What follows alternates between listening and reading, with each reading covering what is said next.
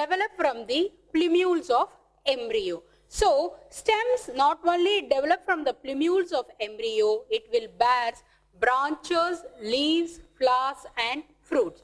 And just like a root modification, stem will also be get modified. Here it will be modified into three forms. One is underground stem, another one is subaerial stem modification, third one is aerial stem modification. Let us first discuss about the underground stem modification. So underground stem modification, it is understood that the stem will be under the ground. So it will be under the soil, and when it is underground stem, what happened is it will store the food materials. So once it starts storing the food materials, the underground stem will become thick and fleshy. Example is rhizome and banana. Okay, so which both rhizome and banana comes under the underground stem modification. Apart from this, there are other different types of underground stem. In that, the first one is tuber form. Okay, tuber form is example potato, and when we say tuber form, it is that food accumulated in tip of underground branches. So food will be accumulated in tip of underground branches, and this tuber form will be swelled up and become oval in shape. So tuber form will be swelled up and become oval in shape. The second one is bulb.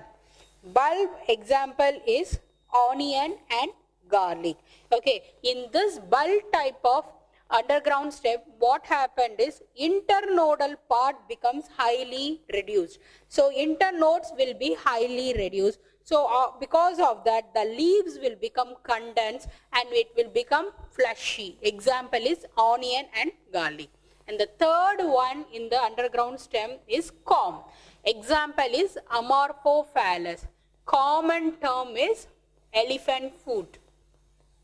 Common term is elephant foot. Elephant foot is the vegetable which is available, and the botanical name is Amorphophallus. Okay, so in corm, what happened is it is short, thick and highly condensed form of rhizome. That's it comes under the underground stem. Next, we move on to subaerial stem. Subaerial, it means half aerial, half underground. So the stem remains underground and the remaining part becomes aerial. So there are different on that subaerial. First one is runners.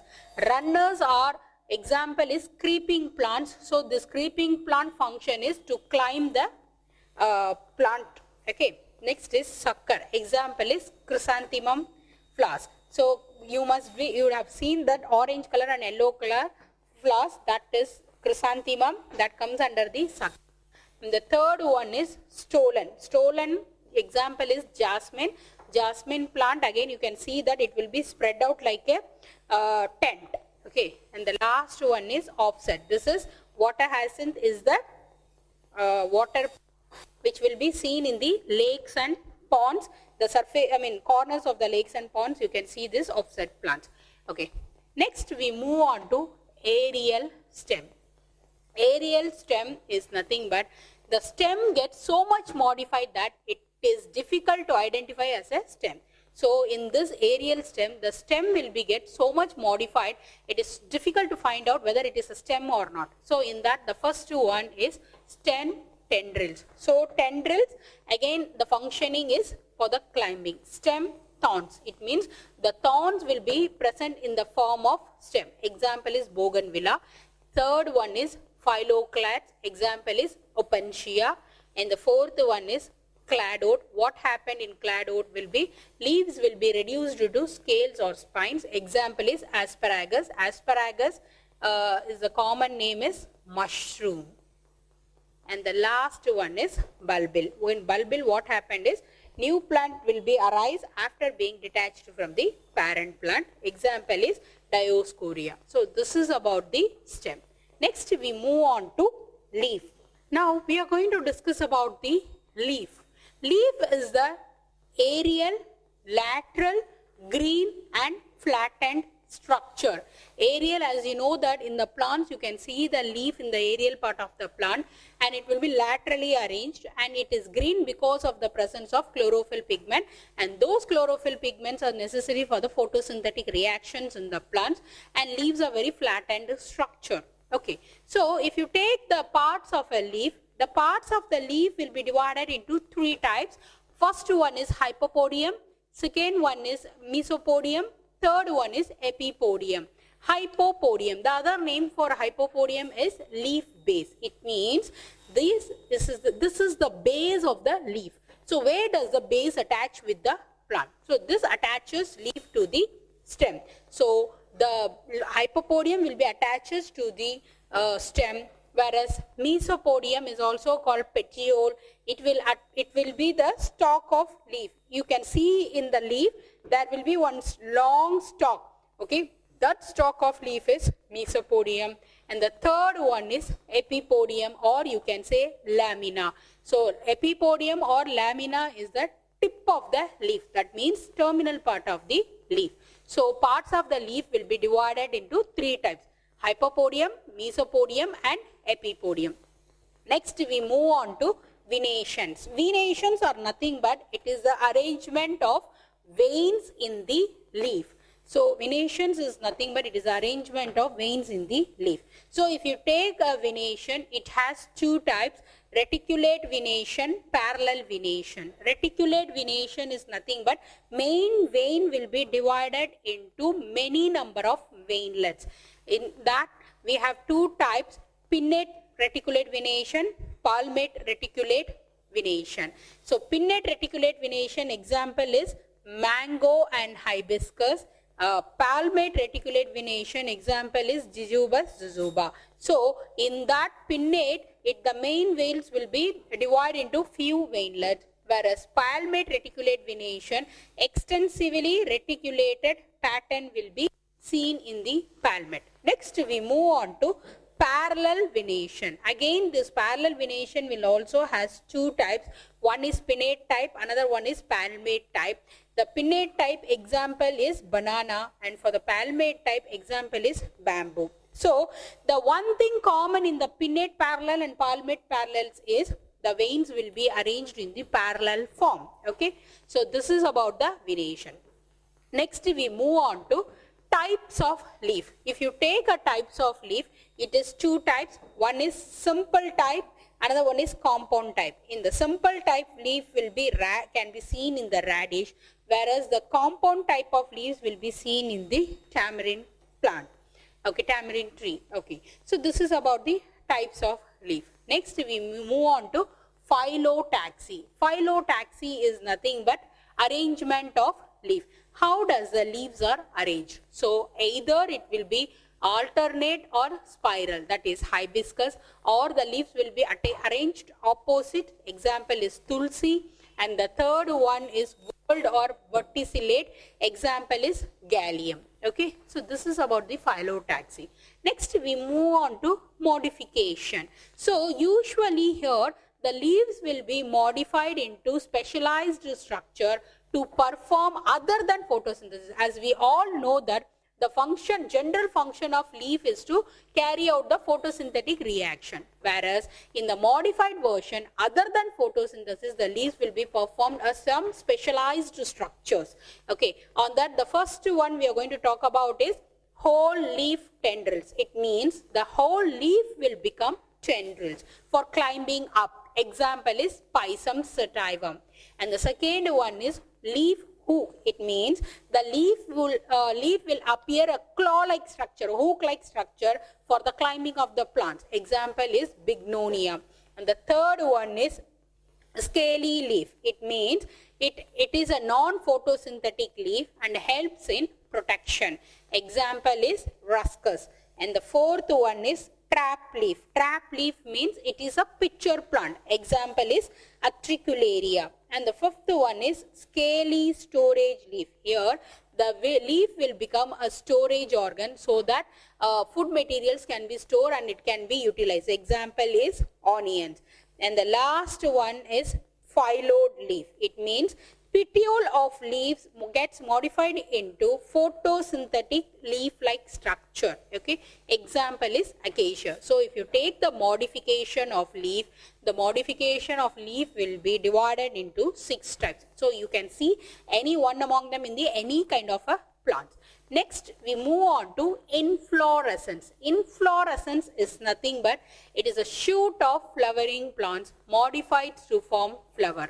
So the arrangement of inflorescence is nothing but the arrangement of flowers in the shoot system is the inflorescence. It has 2 types, simple racemose, compound racemose. Simple racemose is nothing but young flowers will be seen at the apex, old one at the base. That is simple racemose. Compound racemose is peduncle of simple racemose is branch. It means the simple racemose branch, simple racemose itself will be further branch, that we call it as compound racemose. And there are special types of inflorescence can be seen. It means arrangement of flowers can be seen in a special type, but not in the all the plant, very particular families.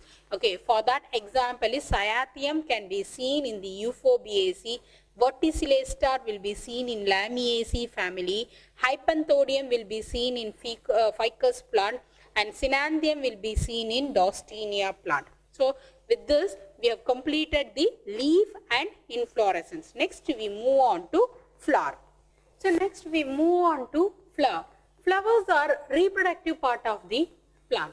Usually these flowers will be developed from the axis of small leaf-like structure called bract.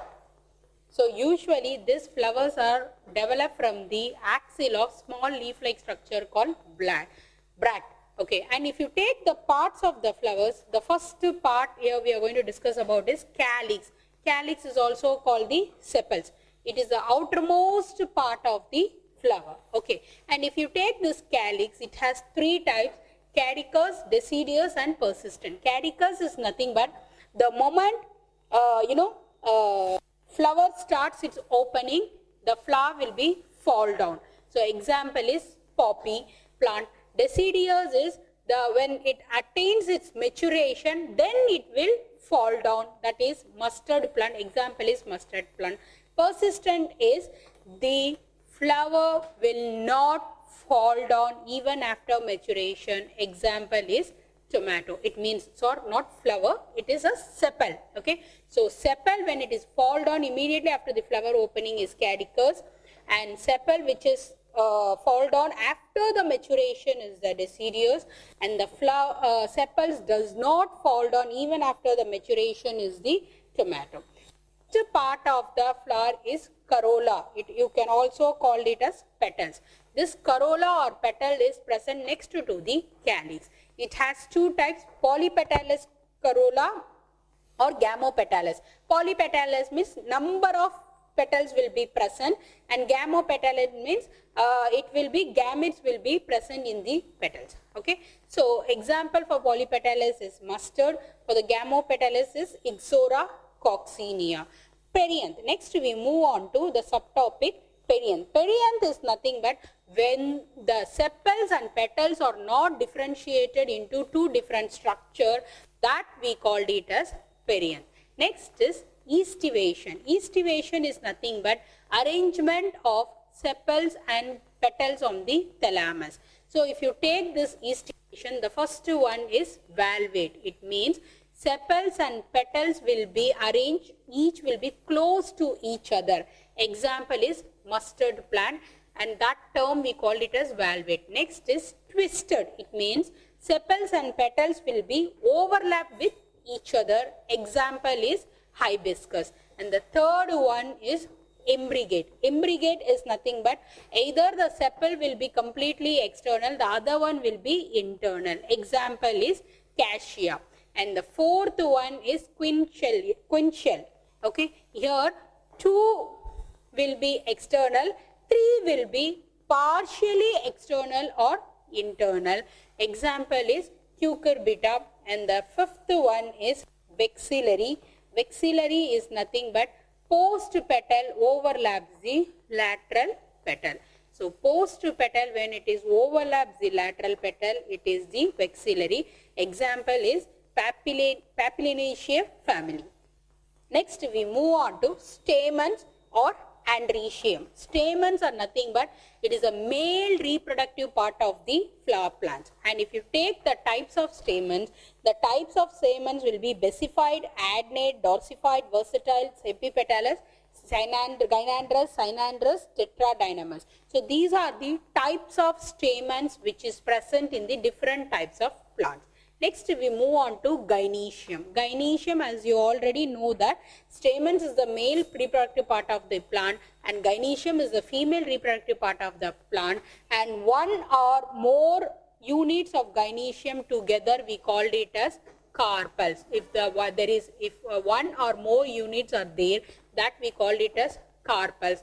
And if you take this carpel, it has many types: monocarpellary, bicarpellary, tricarpellary, tetra, penta and multicarpellary. So these are the different types of carpel things. And next we move on to types of carpels: apocarpus and syncarpus. Apocarpus is nothing but two to many carpels will be free from each other is the apocarpus. Syncarpus is two to many carpels, whereas they will be fused is the syncarpus. And if you take the parts of the gynoecium, first part is stigma. As you know that stigma will receive the pollen grains during the pollination. So from the male part to receive the pollen grain, it has to have a stigma. So receiving pollen grains during the pollination is the function of stigma. Next part of gynoecium is style. It is a cylindrical, more or less elongated structure. And the third important structure of gynoecium is ovary. Ovary is the basal swollen part of gynoecium in which ovules are born. And if you take the types of ovary, it will be unilocular, bilocular, trilocular and multilocular. These are the examples which comes under the types of ovary.